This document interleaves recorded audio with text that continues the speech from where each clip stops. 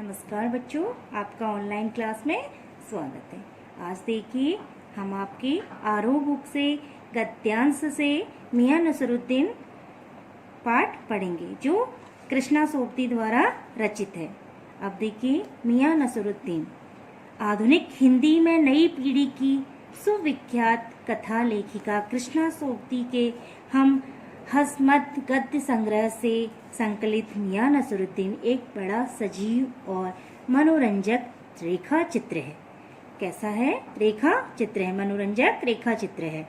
इसमें लेखिका ने पुरानी पीढ़ी के बूढ़े नानबाई मियां नसरुद्दीन की स्वभावगत खूबियों को बड़ी रोचकता से और साफ साफ उभारा है। अब देखिए गड़ैये मोहल्ले में नसरुद्दीन से लेखिका की भेंट। अब लेखिका की भेंट नसरुद्दीन से कहाँ होती है? गड़ैये मोहल्ले में। अब देखिए सौभाग्यवश एक दिन लेखिका जामा मस्जिद के निकट बसे हुए पुराने गड़ैया मोहल्ले से होकर गुजर रही थी। एक अंधेरी सी साधारण दुकान पर ढेर सा आटा सनते देखकर कुछ जानने का मन हुआ। पता चला कि वह 56 किस्म की रोटियां के उस्ताद हैं। कौन? मियां नसरुद्दीन जो थे, नानबाई वाले जो थे, वो 56 प्रकार की रोटियों के उस्ताद थे। मियां अंदर ही बैठे बीड़ी के दम ले रहे थे। उनके चेहरे पर गहरे अनुभव की झलक थी और आंखों में चुस्ती और चतुराई चमक रही थी। अब देखिए मियां नसरुद्दीन खानदानी पेशे का खरा अभिमान। अब वो क्या थे? खानदानी पेशे वाले थे। किसमें? नानबाई में। लेखिका ने अपनी मियां से प्रश्न किया कि उन्होंने इतने किस्म की रोटियां बनाने का हुनर कहाँ से सीखा था। अपनी बेपरवाह खास अंदाज में उन्होंने लेखिका को बताया कि नानबाई का काम कई पुश्तों से उनके घर में चला आ रहा है। उनके वालिद मियां बरकत शाही गड़ैये वाले नानबाई के नाम से मैसूर थे। उनके दादा साहिब मियां कल्लन भी बहुत ऊंचे दर्जे के नानबाई थे। मियां नसरुद्दीन ने खानदानी शान का एहसास करते हुए बताया कि यह रोटी बनाने का खास हुनर उन्होंने अपने वालिद साहिब की खिदमत में रहकर सीखा था।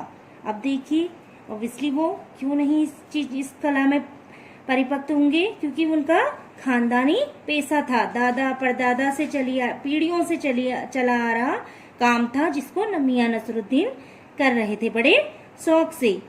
इल्म या हुनर एक साधना का रूप। अब देखिए मियां नसरुद्दीन ने लेखिका को बताया कि हुनर सच्ची लगन और मेहनत से सीखा जाता है।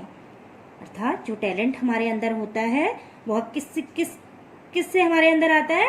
हमारे हुनर से, हमारी सच्ची लगन से।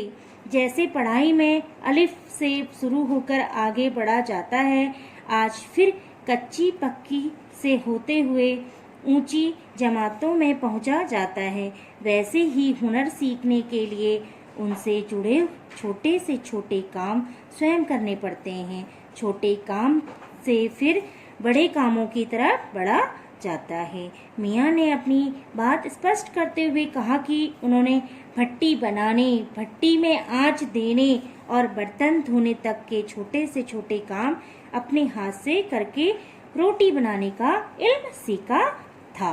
दुकान पर भी वह सीधे आकर नहीं जम बैठे थे। अर्थात वह लेखिका को बताते हैं कि यह हुनर, यह पाक कला मेरे अंदर ऐसे ही नहीं आई। अर्थात कोई भी काम है ना बच्चों, हम कोई भी काम करते हैं तो वो हम आसानी से नहीं कर पाते, उसके लिए हमें छोटे से छोटा काम भी करना पड़ता है, सीखना पड़ता है। ऐसे ही मियां नसरुद्दीन ने भी किया। दुकानदारी और गाहकी का सीधा अनुभव पाने के लिए उन्होंने मुद्दत तक खोमचा भी लगाया था। इतनी बड़ी दुकान उन्हें ऐसी खैरात में नहीं मिली थी। उन्होंने स्टार्टिंग में क्या करा? खोमचा लगा के भी इस काम को सीखा। अब देखिए खानदानी बड़प्पन की भावना। खानदान की बात आते ही मियां नसरुद्दीन के चेहरे पर बड़प्पन की एक चमक आ जाती थी। उसकी छाती गर्व से फूल उठती है। मियां खानदान की बात किसी भी सूरत में नीचे नहीं रहने देते थे। अगर उनके खानदान की बात आए तो वह उसे नीचे नहीं रहने देते थे, क्योंकि वह गर्व के साथ कहते थे। उन्हें गर्व से लेखिका को बताया कि उनके बुजुर्ग बादशाह सलामत के खास नानबाई रहे हैं, अर्थात बादशाह के खास नानबाई रहे हैं। बादशाह सलामत के कहने पर उन बुजुर्गों ने ऐसी चीज बनाकर दिखलाई थी जो न आग में पकती है न उसमें पानी लगता है। बादशाह सलामत का नाम या फिर उस खास शान को ऊपर रखने के लिए वह अपने खानदान पर घटती हुई एक कहावत करते हैं, खानदानी नानबाई कुएं में भी रोटी पका सकते हैं। उसके लिए जलती हुई भट्टी की जरूरत नहीं है। जो खानदानी नानबाई है, जो हम अपने पुराने पेशे को हम करते आ रहे हैं, हम लोग कुएं में भी क्या बना सकते हैं, रोटियां पका सकते।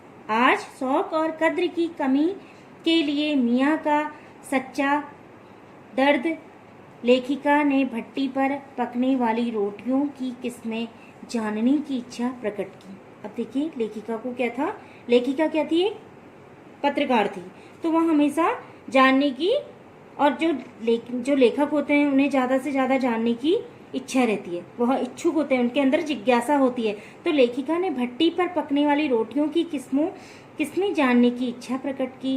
इस पर एक अजीब सी चीज उनके चेहरे पर उभर आई। कुछ तुनक कर उन्होंने चंद रोटियों के नाम फटाफट गिना डाले। तुनकी रोटी की तारीफ में उन्होंने कहा कि वह पापड़ से भी महीन होती है, लेकिन कहते कहते वे पिछले जमाने की यादों में डूब गए। उनका दर्द सच्चा था। पहले के सामान खाने पकाने का ना अब शौक है और ना चीज़ों की कद्र है। जैसे पौराणिक चीज़ें हैं, है ना, जो परंपरागत चीज़ें थी, जो हमारी परंपरा में चलते आ रही हैं, उनकी हमारे सामने कोई वैल्यू नहीं है। उसको आज के ज़माने में तो भारी और मोटी तंदूरी रोटी का बोलबाला है, और क्या बनाएं क्या खिलाएं।